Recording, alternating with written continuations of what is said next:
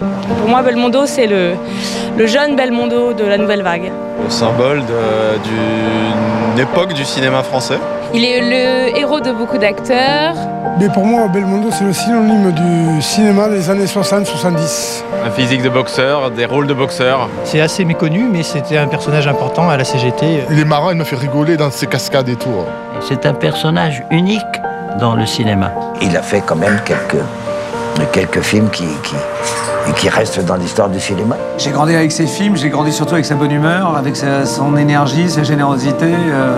Je veux dire, c'est un rayon de soleil. Il fait une énorme cascade et au bout une tirade de Shakespeare. Là. Ça, c'est Jean-Paul Belmondo. C'est-à-dire que tout le monde le connaît, que les gens aient 10 ans ou qu'ils aient 80 ans, les gens se retournent. Il n'y a pas d'autres gens en France comme ça. On a l'impression d'ouvrir un grand livre du cinéma, quoi. Enfin, c'est très...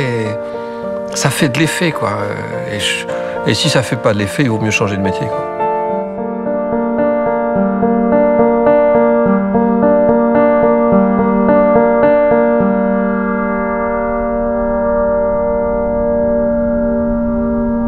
C'était une autre époque, une autre façon de concevoir et de faire des films, une autre façon de les décider, une autre façon de les écrire, de les tourner et de les vivre. Une façon Belmondo. Mais Belmondo n'aurait jamais pu devenir Belmondo s'il n'avait été porté par un mouvement qui allait faire exploser les carcans d'une société rigide. L'émancipation sociale et morale qui allait tout révolutionner, y compris le cinéma. On filme sans artifice, on filme la vie, et Belmondo, c'est la vie en liberté. Et cette liberté, évidente dans ces films de la nouvelle vague, il parviendra à l'insuffler dans tous ses rôles. Sans les Godard, il n'y aurait pas les De Broca, il n'y aurait pas les Verneuil, ni les Lautner. Mais l'aventure Belmondo a commencé avant. Dès ses débuts, Jean-Paul Belmondo est à contre-courant. Il caresse le rêve d'être clown, celui d'être boxeur aussi. Alors je suis un peu l'entraînement, un peu de sac de sable, un petit round avec aux ailes. Comme dans un ring. Debout, monsieur. Jean-Paul Belmondo, 1m80, 72 kilos. C'est lui. Mais il suffira d'un match perdu au point, d'une défaite contestée, pour que son rêve d'être Marcel Cerdan s'écroule. Des souvenirs sportifs, parce qu'on a longtemps joué au football ensemble, on faisait beaucoup de sport ensemble, on partait en vacances ensemble. Des souvenirs comme ça, des souvenirs d'amitié surtout. Vous jouez à quelle place, hein? Gardien de but. Il y a les plongeons, là, tout ça, on fait un peu de... un peu de cinéma pour changer. Puisque ce ne sera pas le foot, ni la boxe, ce sera donc la comédie. Mais dans cette France d'avant 68, respectueuse des institutions, on ne facilite pas la tâche au trublion Belmondo. Tous les professeurs, même les plus éminents, veulent le décourager d'être acteur, et surtout acteur de cinéma. Tu vas faire la connaissance là-bas d'un mec absolument extraordinaire, un gars qui s'appelle Belmondo, tu verras, il a une gueule absolument incroyable, et il est formidable, il est merveilleux. Je me faufile, et effectivement, au milieu, il y avait le fameux Jean-Paul, qui était torse nu, et qui faisait un numéro absolument incroyable de leveur de poids, sans aucun accessoire, comme ça en mimant. Il était admirablement foutu, il avait vraiment un corps d'athlète. Ce que je veux dire par là, c'est que, avant même d'avoir fait des films populaires, des films commerciaux, etc., Jean-Paul était déjà une vedette. Il n'y avait rien à faire, il y avait plein d'élèves au conservatoire, des très bons, puisque moi je fais partie de la génération Kremer, Claude Rich, Marielle, Rochefort. Il y avait tous ces élèves et il y avait Belmondo. Étant une amie de toujours, enfin même si on s'est perdu de vue souvent, mais j'ai connu ses parents, j'ai connu sa mère, enfin. Et puis je connais Jean-Paul depuis que j'ai l'âge de 18 ans. Et nous étions au conservatoire ensemble, on a fait un peu les 400 coups. Et Jean-Paul, c'était notre jeune homme. C'était le jeune homme du cinéma, c'était quelqu'un que j'ai adoré, que j'aime beaucoup encore. Et monsieur Jean-Paul Belmondo, qui est un légionnaire romain de 2e classe. Avec énormément de talent. Belmondo est cantonné au rôle de subalterne, de valet. Mais même dans ses rôles mineurs, il se fait remarquer. Sa personnalité est telle qu'une simple apparition de sa part déclenche l'enthousiasme et parfois les rires des spectateurs. Jouer la comédie dans toutes sortes de registres, il faut être drôlement doué, drôlement fort. Et ça, c'est Jean-Paul. Jean-Paul, c'est un vrai comédien. Il joue tout le temps, Jean-Paul. Il jouait quand il était enfant, il a continué à jouer sur la lancée, et puis il est toujours un enfant. Quand il a envie de rire, il a toujours le même rire, le même sourire. L'espace du théâtre est trop petit pour Belmondo. Les coutures craquent. Pour lui, le métier d'acteur ne s'apprend pas au conservatoire, mais dans la rue. C'est là qu'il y a la vie. Et c'est là qu'on peut se confronter directement au public. En 1955, Belmondo présente le concours de sortie du conservatoire. Il avait adapté l'extrait d'une pièce classique et en avait fait du Belmondo. Feydeau, torpillé par Belmondo. C'est un tabac, une gifle à l'académisme attendu. Mais une fois de plus, il n'est pas récompensé. Porté par ses camarades qui veulent rendre justice à sa performance, Belmondo arrive devant le jury, qui se retire. Piqué au vif, il leur fait un bras d'honneur et transforme ainsi son échec en victoire. Son choix est fait, ce sera le public.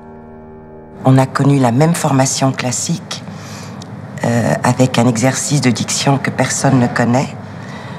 Du Pernambouc au Potomac, l'antiquinca, l'Égométex, sa brocante et son bric-à-brac en vrac avec ses pastèques, il n'y a que Jean-Paul et moi qui puissions le dire. À défaut de comédie française, Jean-Paul doit se faire un nom tout seul. Ses premiers pas dans le métier sont hésitants.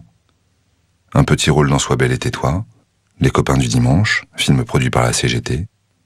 Mais ça ne décolle pas. Heureusement, il a des amis. Mon père répétait La mégère apprivoisée. Mon père me dit, dis donc, tu sais, Petruccio, le personnage qu'il joue dans La mégère apprivoisée, a 2 domestiques, on en a engagé un. Il me dit, on cherche le deuxième, je connais pas quelqu'un. Je dis, écoute, moi j'ai un pote qui est au conservatoire, qui est formidable, tu devrais l'écouter, il s'appelle Belmondo. Il me dit, Belmondo, mais est-ce que c'est le fils du sculpteur, qui est un ami à moi? Je dis, oui, c'est son fils. Ah bon, ben, dis-lui qu'il vienne me voir. Donc Jean-Paul y va, passe l'audition et il est engagé. Et au cours des représentations, il se lie d'amitié, et d'une amitié très forte, avec mon père. Il restait en coulisses pour regarder mon père, et il avait une très grande admiration et une très grande amitié pour Pierre. En 1958, Oscar, qui révélera plus tard Louis de Funès, le fait exister en tant qu'acteur. C'est le début de la gloire. Jean-Paul Belmondo. Démétrius Adair, détective privé. Non. Horace McTood, poète canadien. Non. Jeff Trotsky, aventurier. Non. Jeff Miller, avocat. Eh oui. Belmondo enchaîne. C'est Mademoiselle Ange, à double tour. Et pour la télévision, Les Trois Mousquetaires. C'est que c'est un gentilhomme qui ne laissera pas maltraiter une femme devant lui. Lâchez cette femme, changez-le. Ah, il y a des épées, tant mieux. Je joue encore mieux de l'épée que du bâton. Sans coupure, il change de plateau à chaque scène, goûtant le risque du direct sur l'unique chaîne de télévision, devant des millions de téléspectateurs. Et puis un jour, un jeune homme étrange, avec des lunettes noires en permanence sur le nez, s'approche de Jean-Paul et lui demande de le suivre dans une chambre d'hôtel pour faire des essais. Belmondo croit à des avances, en parle à sa femme, qui lui conseille d'y aller. Ce sera un court-métrage, Charlotte et son Jules. Belmondo trouve pour la première fois un espace de liberté qui lui convient. Je pense que c'était des jeunes gens qui avaient été critiques, qui connaissaient le cinéma par cœur, tout ça. Je ne vais pas vous refaire l'histoire de la Nouvelle Vague, mais c'est juste que tout d'un coup, ils filmaient en liberté, quoi. Ils sortaient des studios, ils filmaient avec des petites caméras. Raoul Cottard prenait la caméra sur l'épaule, ils tournaient avec des équipes réduites, en lumière naturelle. Quand on lui demandait le scénario, il arrivait avec un paquet de gitanes sur lequel était écrit, voilà, c'est ça l'histoire d'un bout de souffle. Et Jean-Paul, après, nous disait, qu'est-ce qui me fait chier, ce Suisse, je comprends rien. Son impresario lui avait dit, mais je t'ai eu un film avec Henri Decoing, tu ne vas pas faire un film avec un jeune débile au lieu de faire le film avec Henri Decoing. Puis alors il tourne et il y a juste une lampe qui pend au plafond. Enfin. Puis finalement, ça s'est fait de cette façon-là. Je trouve que c'est une belle histoire parce que ça raconte assez le cinéma où le fait d'être un enfant, de dire merde aux gens, de dire voilà, je fais un film bizarre, ça s'appelle À bout de souffle, personne ne comprend ce que c'est, le réalisateur il a pas l'air de savoir ce qu'il fait et tout ça, et que ça devient ce que c'est-à-dire que c'est un espèce de monument du cinéma mondial. Je trouve que cette attitude enfantine, elle est finalement très adulte, quoi. Elle est finalement très responsable, très sérieuse. Belmondo l'avouera lui-même. Depuis, je n'ai jamais retrouvé une telle liberté. Et je me rendais pas vraiment compte au moment, mais il y avait une modernité ahurissante dans son jeu, quoi. Il a apporté une manière de jouer qui était très... qui reposait sur le naturel, sur la décontraction, sur le charme. Jean-Luc Godard, vous savez que Belmondo travaille avec vous dans des conditions qui sont presque celles du reportage parce que c'est vous, Jean-Luc Godard. Il n'accepterait pas cela d'un autre.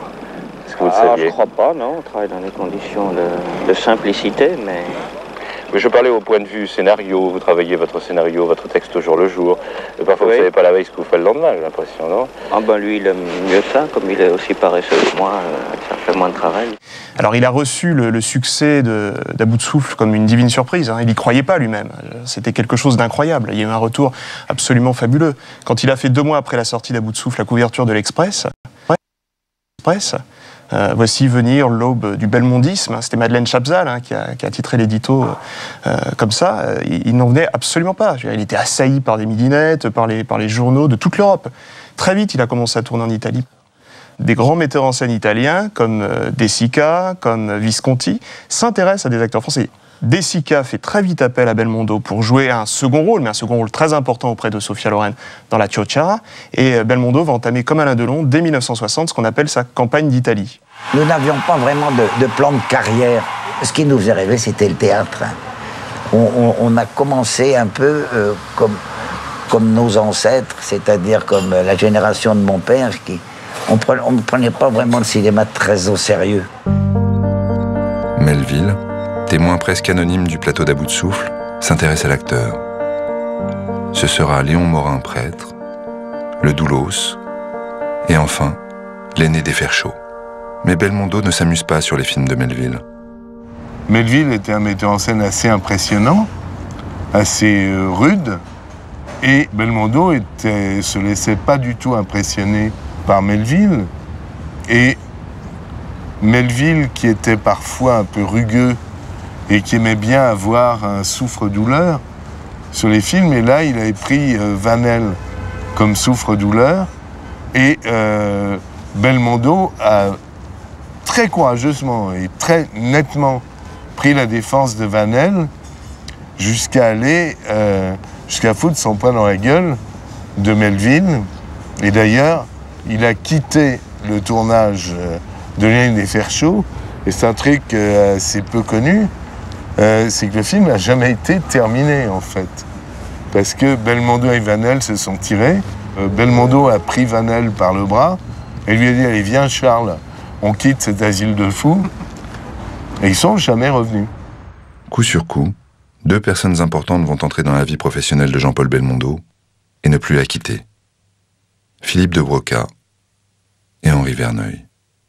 Belmondo est arrivé au bon moment.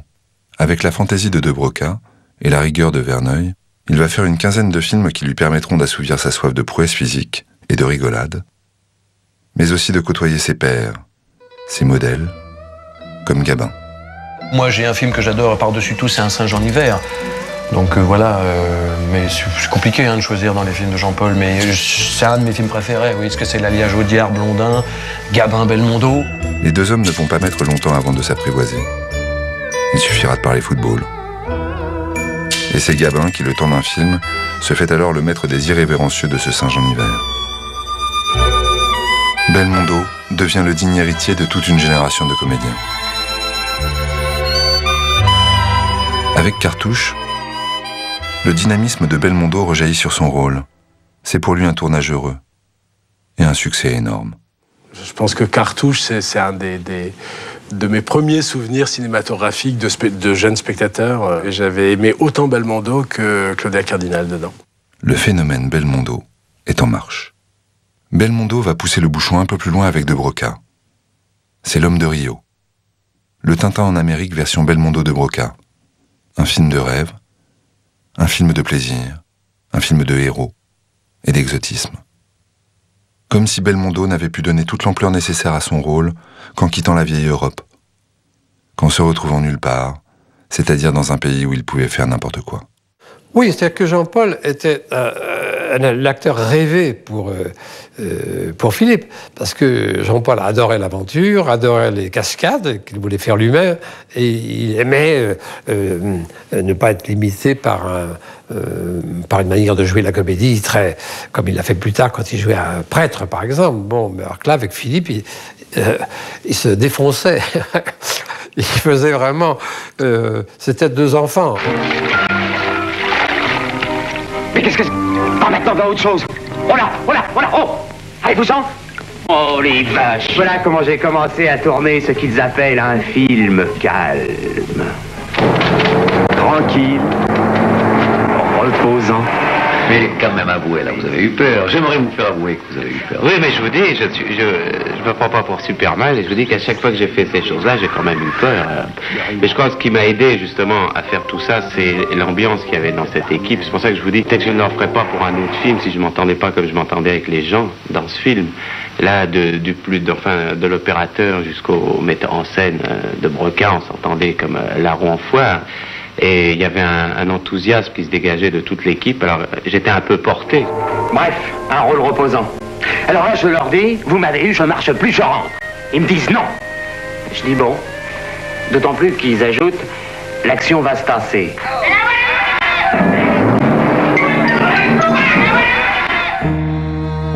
Une fois de plus, Belmondo ne s'accommode que d'une atmosphère détendue sur un tournage. Il marche à la bonne humeur, à la compagnie de gens qui, comme lui, ont envie de rire et de passer du bon temps.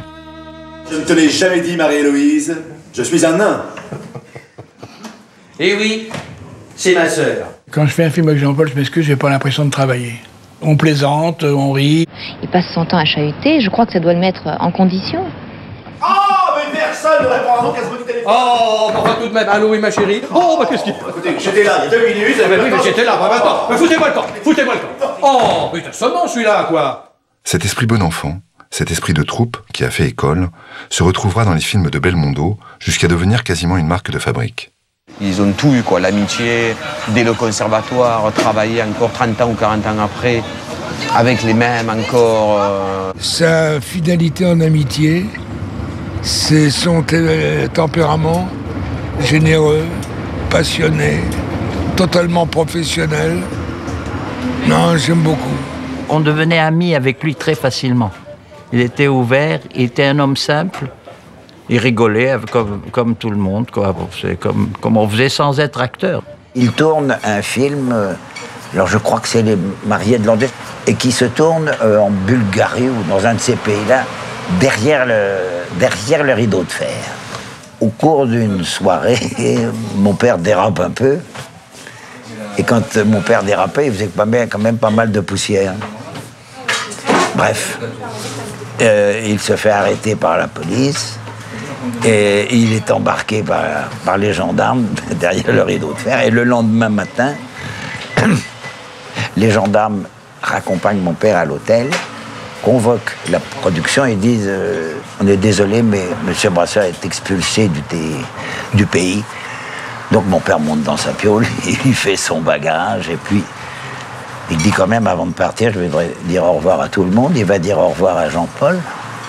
Jean-Paul le reçoit dans sa chambre, il dit qu'est-ce qui se passe? Il dit écoute Jean-Paul, je te présente mes excuses, j'ai fait le con hier soir, je suis viré.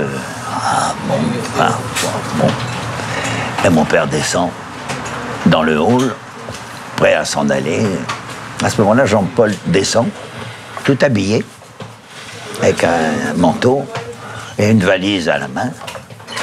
Et mon père dit au revoir à tout le monde en présentant ses excuses. Et Jean-Paul aussi fait la tournée comme ça en disant au revoir à tout le monde. Alors évidemment, tout le monde dit qu'est-ce qui se passe? Et inutile de vous dire que c'était une coproduction. Et Jean-Paul dit écoutez, ça ne correspond plus du tout à mon contrat. Parce que moi j'ai signé un contrat avec M. Brasseur comme partenaire. On m'a dit qu'il s'en allait, alors je pars avec lui. Inutile de vous dire qu'il y a eu quelques instants de palabre, de surprise. Et mon père a été autorisé à rester. Et voilà. Jean-Paul est comme ça.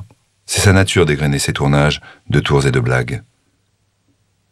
Sur la plupart de ses films, il est la terreur des hôteliers. Des histoires de déconnades incroyables sur le Magnifique. Sur le tournage au Mexique, Belmondo fête ses 40 ans. Il fait une fête à tout casser, mais au point de tout casser qu'ils vont casser les vitres de l'hôtel de luxe dans lequel il loge, enfin lui et toute l'équipe, et qui vont balancer les clients de l'hôtel qui malheureusement passaient par là, ils vont les balancer dans la piscine. Certains clients ne savaient pas nager, se sont mis à hurler dans la piscine. Il a fallu que la sécurité, le SAMU local, etc. arrivent, enfin les extirpent de l'eau, enfin c'était absolument incroyable. Il y avait une note monstrueuse.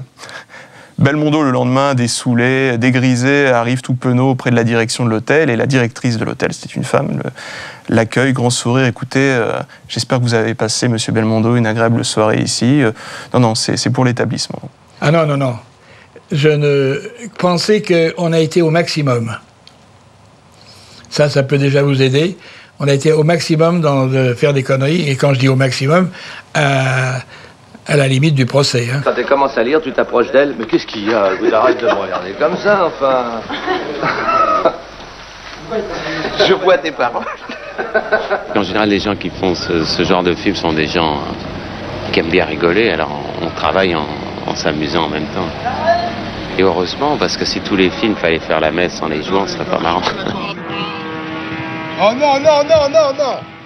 Oh là là. Non, ce terrain est une enclave française. Il sert à l'entraînement d'une équipe inédite et d'ailleurs non homologuée par la fédération bouliste. Touchez pas. Touchez pas. C'est bon ça. C'est drôle, j'ai l'impression qu'il y a des spectres ici, c'est fou, je ne dis pas dans cette maison. Ouais, c'est très étrange. C'est toute notre vie, les farces. On tournait Borsalino avec Delon, on est passé devant le port, je lui dis sans sac que tu te jettes pas dans le port. À peine, il était dans le port, tout habillé. Et Delon, il n'a pas bien compris l'histoire du Paris. Ah bah j'ai dit c'est comme ça. Il me dit son costume et son costard, il en a pour plus de 200-300 sacs. Pour 100 sacs, on est prêt à tout. On tournait en Grèce, le Casse. Et il n'y avait pas de télévision. À la télévision, ils n'avaient pas le combat. Alors, sans dire à la production, ni au metteur en scène, ni à personne, on a pris un avion privé, on a pris avec nous les maquilleurs, les habilleuses, etc., pour faire tout ça en revenant. Parce qu'étant donné que on savait que le match finissait vers 5h, 6h du matin, et qu'on devait tourner à 8h30 à Athènes. Alors on s'est dit, il faut absolument qu'on soit habillé et tout prêt à tourner quand on arrive. Aujourd'hui, dès qu'une journée de tournage est terminée, ou bien dès que le rideau tombe au théâtre, tout le monde se sépare, appelle à salut, à demain, quoi. Alors que quand j'ai débuté au théâtre, il était où tu vas bouffer, on va bouffer ensemble, et ouais, j'ai rendez-vous avec des copines, viens, bon. Enfin, on se quittait pas. Belmondo fait à l'écran ce que tout le monde rêve de faire. Il érige l'impertinence en mode de vie et donne l'impression que tout est facile. Jean-Paul, c'est quelqu'un qui n'avait pas besoin de concentration. Il rigolait, il s'amusait, il disait des conneries et tout ça, et on disait moteur, hop. Et puis ça part. Et on part très vite pour pas gâcher de pellicule, et sa concentration, il la trouve après le clap, hein, pas avant. Hein. Dans Haut, quand il est devant le flic et puis il dit, voyez pas que je suis un pauvre mec, et puis qui pleure et puis quelque chose, eh bien, 10 minutes avant, on jouait au ballon. Excuse-moi. Là. Il sait parfaitement où il en est par rapport au film. Juste avant, il est en train de parler de boxe, de copains. Il n'apprend pas ses textes, par exemple. Il les apprend très vite, mais il ne les apprend qu'au moment où on met en place, à toute vitesse, comme ça. Il a bien sûr lu profondément le scénario, mais profondément, je ne sais même pas. Il faudrait lui demander, d'ailleurs. Je crois pas qu'il y ait un acteur au monde qui puisse venir sur un plateau sans savoir ce qu'il tourne. Ça serait alors vraiment un métier très facile.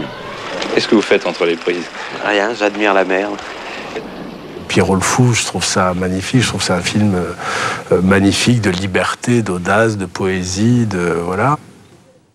Moderne, car imparfait. donc forcément révolutionnaire.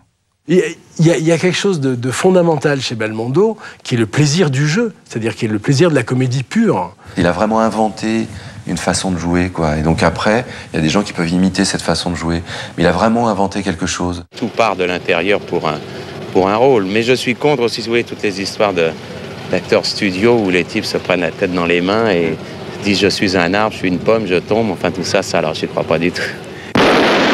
Parce qu'il y a ça chez Jean-Paul Belmondo, il y a le fait de jouir, quoi. Il y a le fait que le jeu, c'est jouir.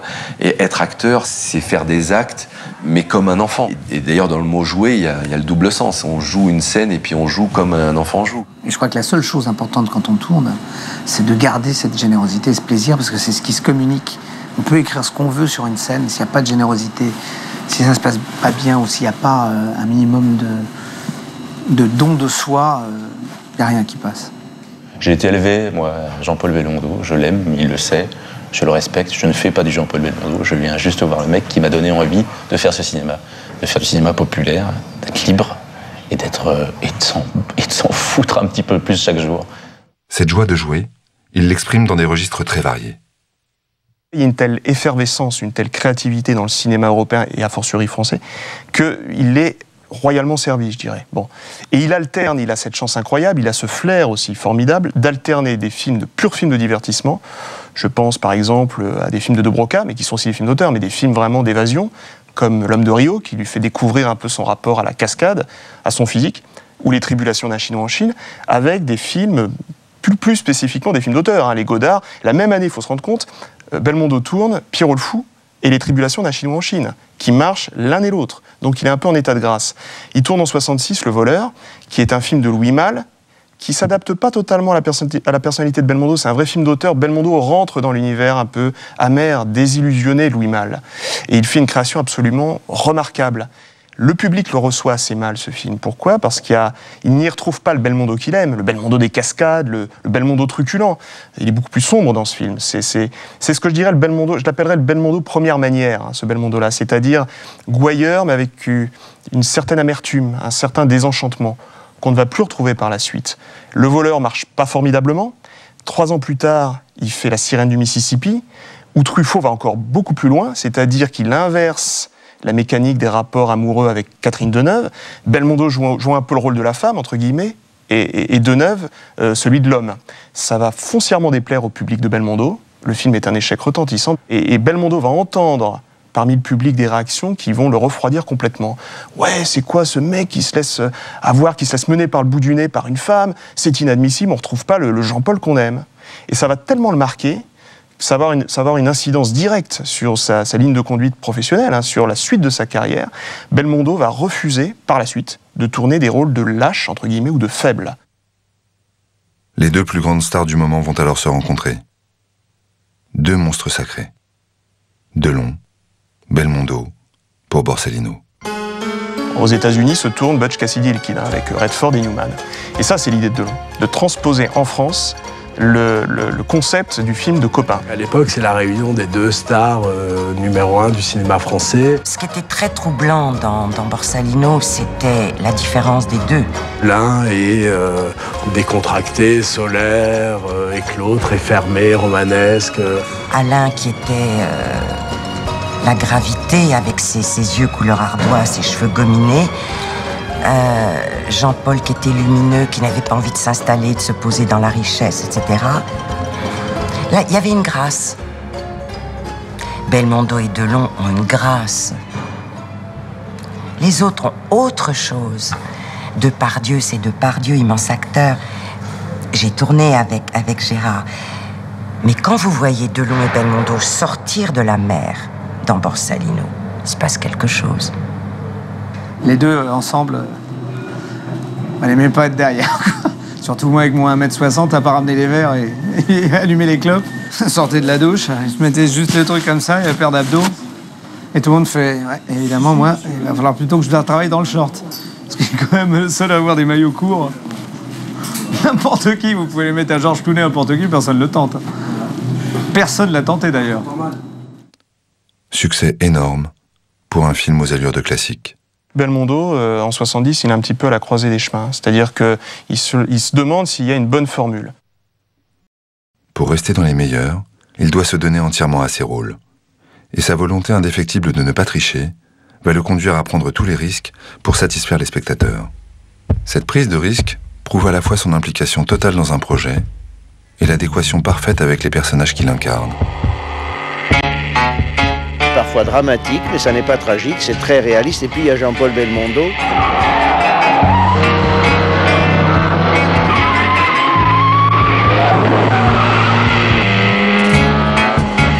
Can you keep up with this kind of action?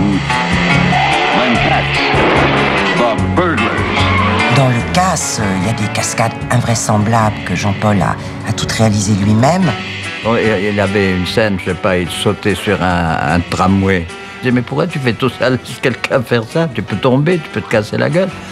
Essayez de lui faire comprendre que ce n'est pas lui qui doit faire ça. Belmondo, insensible à tous les arguments. Jean-Paul Belmondo, Omar Sharif.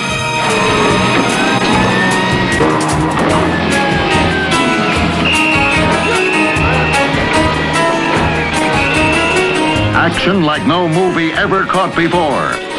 Il y a de tout dans cette décharge. Quelque chose qui dépasse. On ne sait pas, c'est un pieu, un bout de ferraille. C'est lui qui a exigé de refaire une prise qui n'était pas bonne. Et alors que Verneuil était pour stopper toutes les opérations, c'est lui qui a recommencé. Il n'a peut-être pas envie qu'on en parle, mais moi, ça m'avait ému. Il devait faire une cascade très importante dans le casse. Il était devant moi, il devait sauter dans le vide. Et il me regarde, il me dit « Je le fais pas, je me sens pas en jambes ». C'était étonnant. Tu vois, les accidents arrivent comme ça. Et il a dit à Verneuil, on coupe, je le ferai demain. Jean-Paul. C'est un acteur physique qui repousse sans cesse ses limites pour le plus grand plaisir du public, qui le lui rend bien.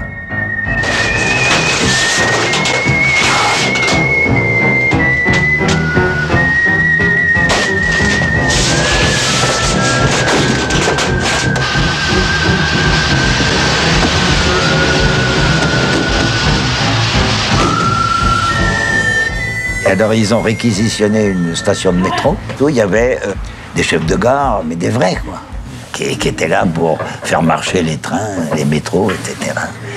Et ils tournent cette fois où ils courent, là, ils sautent, et entre deux prises, il y a un chef de gare de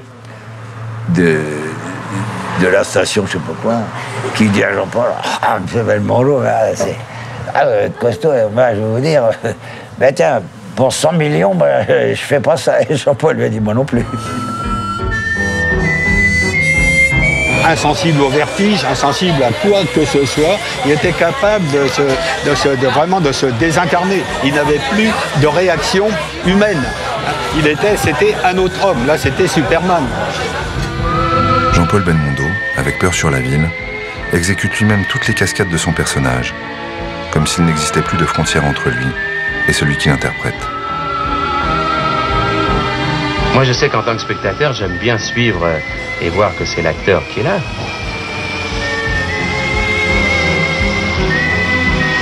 Il m'a dit, j'ai envie de faire ça. Je lui ai dit, écoute, personnellement, je trouve que c'est un jeu de con parce que tout de même, il y a les accidents peuvent se produire, mais ça, alors, avec Jean-Paul, c'est exactement ce qu'il fallait lui dire pour le décider. C'est ça qui fait la poésie de Belmondo. Cette faculté de dédramatiser au moment où il joue avec sa vie.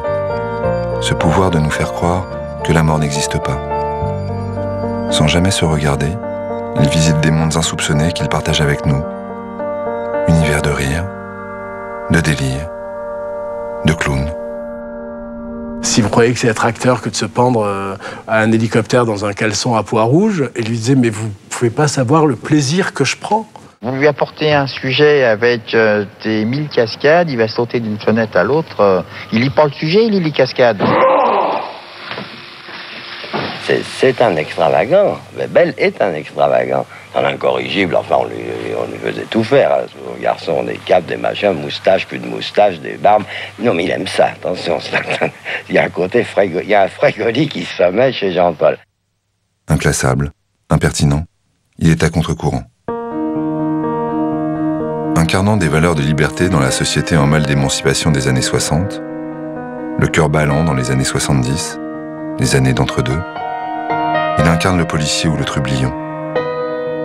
Dans tous les cas, il est le héros. Héros pour tout le monde. Héros de la France. Héros que chacun s'accapare. On a envie d'être son ami, on a envie d'être son frère, son fils, on a envie d'être son copain, quoi. Je le voyais avec une casquette en train de jouer au football, je le voyais au premier rang des combats de boxe, je le voyais avec des femmes sublimes, quoi. Et t'avais l'impression qu'il était comme dans la vie, comme dans les films, qu'il pouvait sauter dans une décapotable et d'un coup se retrouver à l'autre bout du monde, les pieds dans le sable. On prend l'avion pour aller, le Concorde, pour aller à New York voir boxer Cassius Clay. Hein? L'avion a un moteur qui tombe en panne et le Concorde, quand il a un moteur qui tombe en panne, il se met debout. Il y avait quand même 70 personnes dans l'avion, je pense, à peu près. Eh bien, qu'est-ce qui s'est passé? Les 70 personnes sont venues sur Jean-Paul pour dire « Mais faites quelque chose, monsieur Belmondo ». Petit à petit, il s'est composé un personnage qui était assez proche de lui-même, finalement, et qui a fini par devenir plus important que son travail d'acteur. La machine Belmondo devient une industrie. Il suffit de son simple nom pour assurer un succès. On attend le suivant comme le prochain James Bond. Belmondo, l'acteur, est devenu une marque. Tout d'un coup, on sent c'est le même type de film, quasiment les mêmes réalisateurs, le même type de personnage surtout. Alors des fois c'est un peu noir, des fois c'est un peu plus comédie, des fois c'est les deux ensemble. C'est la période flic ou voyou. Une énorme affiche de Jean-Paul avec le cigare, la casquette aux places de Clichy, je me souviens, et on allait voir tous les derniers Belmondo. Et puis il y a tout un système de communication qui s'est mis en place et qui occupe les écrans, les affiches, tout ça. Et puis même un système d'affiches précises, c'est quasiment toujours le même type d'affiche.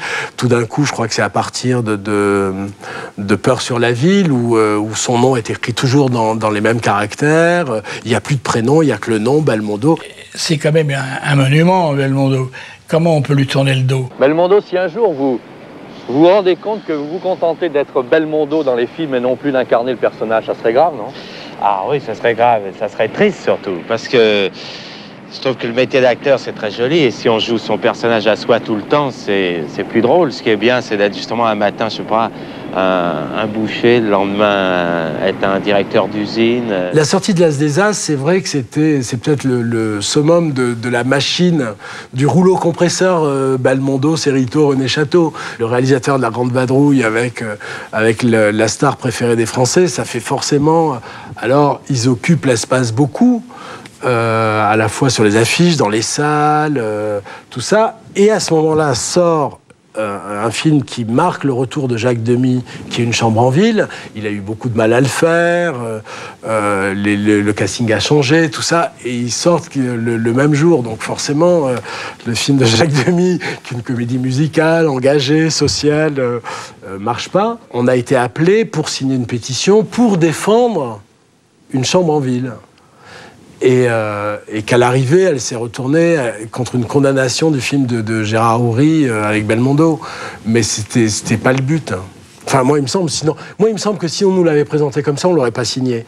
Il a répondu une lettre signée par Gérard Houry et lui, où il invoque à la fois Cocteau et en disant et Bernanos aussi, je crois qu'il y avait à la fin attention, les ratés ne vous rateront pas. Et Cocteau, je sais plus ce que c'était, toutes les têtes qui dépassent, ils vont les couper. Et ça s'adressait lettre aux coupeurs de tête. On fait un métier pour divertir, point. On n'est pas là pour se faire du mal, pour s'ouvrir les veines ou pour plaire à 5% de mecs dans Paris. Non, on est là pour les gens, on est là pour faire du spectacle, leur donner des... Alors on peut faire des belles choses très différentes, mais... Tout le monde pense qu'on a délivré des messages, qu'on va aider le monde. Moi, je fais des films pour distraire les gens et ça s'arrête là. Donc quand je les tourne, j'aime bien aussi les tourner dans la bonne humeur. À un moment donné, il a été rattrapé, je crois, par sa renommée, les succès, le box-office, la vie confortable que ça donne, le plaisir d'être la star numéro 1. Je pense que l'évolution de Jean-Paul, avant tout, elle était dans la générosité, quoi. On allait voir Jean-Paul Belmondo parce que ça fait du bien. Une espèce de messie du plaisir. Il n'y a jamais eu, en plus, dans sa tête, autre chose une autre prétention, puisqu'en plus il avait fait quand même des films de la Nouvelle Vague, il a été quand même, il a eu quand même tout ce qu'on pouvait désirer. Les gens l'oubliaient vite, c'est-à-dire quand on voyait le Marginal ou des choses comme ça, on disait ouais, ok, il va jouer des mécaniques, et alors c'est du plaisir. La formule des polars, qui avait pris le pas sur tous les autres genres de films. Polar un peu gouailleur, un peu comique dans le cas de Belmondo, et ben ça s'use. Ça finit tout simplement, le filon finit par s'épuiser. Et puis parce que la télé prend le relais, en fait. On arrive à une époque où va se monter sur TF1 notamment des séries comme Moulin, comme Navarro, après Julie Lescaut. Donc en fait le public de Belmondo vieillit avec son interprète fétiche, et les gens préfèrent rester à la télévision, voire gratuitement, des séries policières qui ressemblent de plus en plus aux films, qui sont de plus en plus des produits réalisés pour Belmondo, l'acteur, mais aussi un petit peu la marque Belmondo. Belmondo n'est plus tout à fait au diapason du cinéma. C'est alors qu'il incarne un homme qui quitte tout pour se retrouver. Rôle qui correspond parfaitement à l'image que le public veut se faire de lui à la fin des années 80. L'itinéraire d'un enfant gâté, que je trouve un film très intéressant. Et Belmondo est extraordinaire. Je pense que c'est son dernier grand film d'ailleurs, quasiment. Cet aventurier barbu qui va s'envoler pour l'Amérique, vous l'avez reconnu, c'est Jean-Paul Belmondo. Claude Lelouch l'emmène faire le tour du monde pour les besoins de son nouveau film, L'itinéraire d'un enfant gâté. Et pour meubler les interminables heures d'attente dans les aéroports, ensemble, ils tournent une courte séquence, sorte de prologue à ce long voyage, une manière élégante aussi de célébrer leur retrouvaille. Mais on sentait qu'il y avait un truc qui se passait, en tout cas que les gens qui aimaient Belmondo, ils allaient forcément aimer ce film-là. Parce qu'il y avait quelque chose de... Il échappait justement à la machine, il avait les cheveux poivre et sel, il avait la barbe, il y a un truc de vieux baroudeur qui revient, qui était très... Et puis l'histoire même était séduisante d'un mec qui a décidé de fuir tout pour réinventer sa vie. Donc quelque part, c'est une belle métaphore de ce qu'était Belmondo à ce moment-là aussi. Belmondo a toujours été, pour moi, un acteur avec un grand charisme, un grand charme, et un grand sens d'humour, et naturellement en énorme vitalité. C'est-à-dire tout d'un coup, ils avaient l'impression qu'il y avait une harmonie réelle entre le personnage et Belmondo. Il avait accepté un film sans lire le scénario, puisque Lelouch lui avait fait comme d'habitude, il lui avait raconté l'histoire, mais il n'y avait pas de vrai scénario. Et je pense que c'était la première fois depuis longtemps que Belmondo se retrouvait confronté à cette expérience. Alors Lelouch était à genoux sur la caméra et lui soufflait les répliques qui ne connaissait pas 30 secondes avant. Et Belmondo les disait, mais avec à la fois un naturel incroyable et puis un plaisir immense, tout d'un coup, d'être confronté à cet exercice-là. Passé le moment de la reconnaissance du public, ne lui manque-t-il pas une vraie reconnaissance artistique ? Vous savez, je crois qu'entre le théâtre et le cinéma, Pierre Brasseur avait dit un jour une chose très belle. On lui demandait s'il préférait le cinéma ou le théâtre. Il avait répondu, c'est comme si vous me demandez si je préfère mon père ou ma mère. Mais je crois que c'est un petit peu les mêmes rapports et je suis d'accord avec lui. La machine à faire des entrées ne rêve-t-elle pas de revenir à ses premiers amours ? Car après tout, le cinéma n'est pas un art classique, au contraire de la sculpture telle que l'a pratiquée son père. Celui-ci lui a dit un jour, « Quand reviendras-tu à ton vrai métier ?»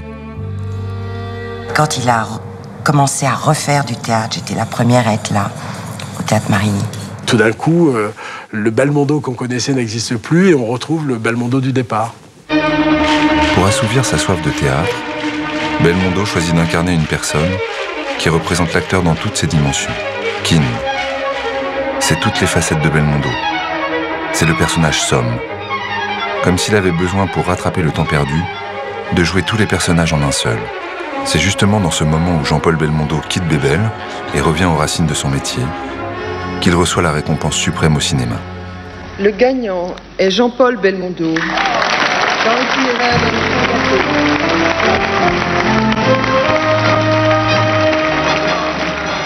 Jean-Paul, parcours impeccable, parce que cours de théâtre, conservatoire, il voulait rentrer au français, il est repéré par la Nouvelle Vague, il revient à un cinéma classique du cinéma français important, il retourne au théâtre, un acteur. Il a fait une carrière qu'il a complètement choisie, qu'il a complètement organisée à son idée et qui est une carrière proprement exemplaire. Une fois de plus, Belmondo ne sera pas là où on l'attend. En fait, il ne fait confiance qu'à une seule chose, son public, celui qu'il a retrouvé au théâtre, peut-être celui qu'il avait perdu au cinéma. Dès lors, c'est Cyrano, puis Tailleur pour dames, La puce à l'oreille, et enfin, Frédéric ou Le boulevard du crime. On a joué Cyrano pendant plus d'1 an et demi. Et au Marigny, Jean-Paul se sortait, il avait quand même 1450 vers. Hein. C'est pas n'importe quoi, jouer Cyrano. Il arrivait dehors, il y avait autant de gens dehors que dans la salle. Keane et Cyrano, ils volaient comme ça. Mais Cyrano est beaucoup plus difficile que Keane, quelque part, parce qu'il y a 1200 vers et qu'il y a une tradition. Ouais. Et il était extraordinaire dans Cyrano. Il était tellement évident qu'il n'avait pas besoin de faune. La parenthèse théâtrale fait presque croire que Belmondo a pris trop de recul avec le cinéma. Depuis qu'il a arrêté les cascades, l'acteur se cherche un nouveau terrain de jeu cinématographique. Il a renoué avec la tradition des grands acteurs du cinéma français, genre les Jules Berry, les Michel Simon, les Rému, ce qu'on ne pouvait pas prévoir au moment où on l'a vu dans À bout de souffle ou dans Pierrot le Fou. Il y a des acteurs qui vont en retraite, mais si les rôles continuent d'arriver, des rôles intéressants, on continue. Dans ces rôles respectables, le public ne reconnaît pas le bébel qui le ravissait. Ou alors, que trop. Quand on a fait Une chance sur deux, c'est un petit peu comme... toute proportion gardée, c'est un peu comme si on s'excusait auprès d'eux d'avoir fait les spécialistes 20 ans auparavant, ou 15 ans, ou je ne sais pas combien de temps auparavant. Quand on a écrit le scénario d'Une chance sur deux, on s'est dit, si on fait un film au premier degré, on est mort. C'est-à-dire que si on n'exploite pas, si on n'attire pas ces acteurs-là dans l'autodérision, ça va pas aller, quoi. Il faut qu'il y ait de l'autodérision. Mais on savait absolument pas s'ils étaient d'accord pour aller dans cette direction-là. Alors qu'ils ont beaucoup d'humour sur eux-mêmes, beaucoup d'ironie, d'autodérision, et on aurait pu aller 40 fois plus loin, quoi. Mais j'ai pas osé. Et là, aujourd'hui, avec le recul, mon grand regret, c'est de pas avoir été plus loin, quoi. L'humour qu'ils ont sur eux-mêmes, ils étaient très très clients de ça. Ils étaient tellement clients que je me souviendrai toujours. Jean-Paul Belmondo, un jour, il me dit, j'ai pensé à un truc, c'est que quand même, ce serait marrant qu'à la fin, il soit dans l'hélicoptère, il me balance une échelle de corde et je monte à l'échelle de corde. Je l'ai déjà fait et il me dit, j'adorerais faire ça à nouveau, quoi, pour faire mes adieux au musical, pour le faire une dernière fois, et puis avoir du mal à monter, et puis Claude se fout de ma gueule. Enfin, et c'est lui qui m'a proposé ça. C'est lui qui m'a dit, vous ne pensez pas? Et moi, pour moi, c'était du pain béni, parce que jamais, par respect sans doute, jamais j'aurais osé lui dire, ah Jean-Paul, pensez à un truc rigolo. Delon vous balance une échelle de corde, vous êtes en voiture, vous grimpez, vous dites oh non, il va pas encore me balancer une échelle. Voilà, hein, ce serait marrant. Jamais j'aurais osé, quoi. Mais Une chance sur deux est un échec. Belmondo et Delon ne sont pas parvenus à se réinventer. Il y avait clairement un désaveu du public. Ça faisait 3-4 films qu'il faisait qui avaient pas marché. Ça le blessait beaucoup parce qu'il avait tellement été un emblème, un synonyme de succès. Il faisait son film, il y avait des millions d'entrées, il faisait n'importe quoi, il faisait un film merdique, il y avait beaucoup d'entrées. Et donc du coup, je crois qu'il était un peu affecté par ça. Et je pense qu'il a fait peut-être en se disant allez merde, je fais un film bizarre parce que j'en ai marre de faire des films qui vont soi-disant marcher, qui marchent pas. Et qu'il avait envie de faire un film avec un jeune réalisateur. Et qu'il y a un côté comme ça, pied de nez chez Jean-Paul Belmondo qui est super fort. Il a eu envie de dire je suis encore un enfant, arrêtez de me faire chier. Cédric Clapiche crée la jonction entre la génération d'acteurs qui l'a fait rêver et celle qui l'a fait connaître. Il a vraiment ces deux images-là en tant qu'acteur. Il y a le côté grosse guignolade, comme un enfant qui rigole et qui a envie de faire le con. Et puis il y a le côté force physique. Et ce qui est très fort dans sa personnalité, c'est qu'il n'y a pas d'opposition. Pas mal. Non. Commence pas. Ce film-là, il marque vraiment le dernier moment où il est super en forme, quoi. Et donc c'est un film qui marque quelque chose, quoi. Symboliquement aussi, parce que ce film bizarrement parle de tout ce qu'il a été, de toute sa carrière, de ambiguïté entre le fait d'être un enfant et un adulte.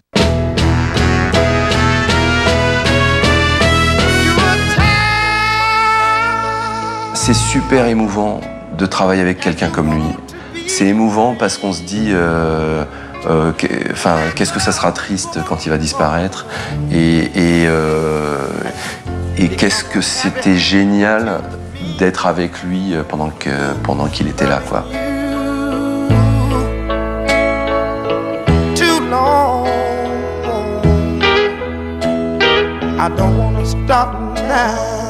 Mais le clapiche n'attire pas les foules, pas plus que ses retrouvailles avec Lautner et de Broca.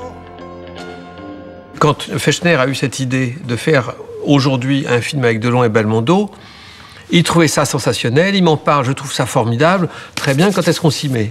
Et on n'a pas vu plus loin que le bout de notre nez. Mais il se trouve que le public, les gens qui vont au cinéma, dans les salles de cinéma, en 98, ils s'en foutaient en 99, ils s'en foutaient de Delon et Belmondo. Ça leur disait pas grand-chose, quoi, voilà. C'était un film fait pour passer le dimanche soir à la télé. Et pas fait pour sortir un mercredi à 14h. C'est ballot. C'est dans des moments comme cela que je mesure combien je suis loin. Combien j'ai franchi de portes, de grilles, de tourniquets. À quel point je suis dans un autre monde. Victime d'un accident vasculaire cérébral grave, le 8 août 2001, Jean-Paul Belmondo va mener le combat le plus difficile de sa carrière. S'armant de patience et de courage, il met tout en œuvre pour se reconstruire. Après 7 longues années de parenthèse cinématographique, il revient. Le temps d'un film.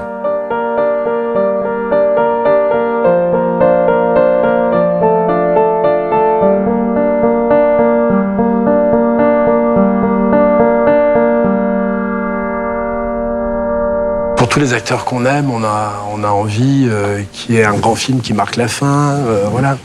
Après, la vie est plus compliquée que ça. Enfin, on voit bien quand même qu'il a été victime d'un accident cardiovasculaire. Enfin, c'est pas aussi simple que ça non plus, j'imagine. On voit bien sur L'homme et son chien, c'est quand même compliqué, quoi. Il y a une image de lui qui est pas tout à fait celle que les gens ont en tête, et du coup, c'est compliqué, je pense, dans la tête des gens, d'admettre un Belmondo un peu amoindri, un peu. C'est en même temps une immense marque d'affection. Puisque les années passent, vous avez remarqué, quels sont les derniers qui nous restent, les derniers dinosaures, ceux qui étaient dans Jurassic Park il y a quelque temps, et puis qui, les uns après les autres, disparaissent. Ils sont plus si nombreux, hein, franchement. Il y a eux, en tout cas. Il y a Belmondo, c'est vrai, il y a Delon, c'est vrai. Il n'y en a plus, quoi. Donc profitons-en.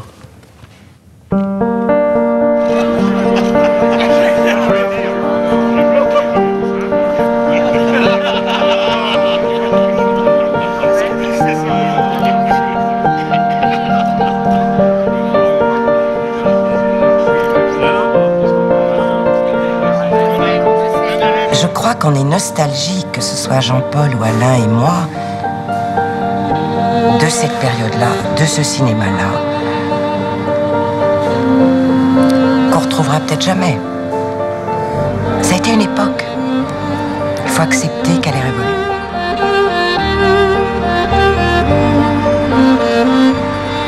Jean-Paul Belmondo nous a offert non seulement ses 86 films, ses cascades, ses succès, son rire et ses facéties, mais surtout, il nous a légué une désinvolture et une impertinence rafraîchissante, un art du contre-pied qui ont traversé en un demi-siècle tous les styles et qu'il est important de perpétuer, tant tout cela nous manque aujourd'hui. On aime ou on n'aime pas, mais est-ce que vous pensez qu'il y aura un second De Gaulle? Non, je ne pense pas. Eh bien, il n'y aura pas un second Belmondo. Tant pis pour les autres.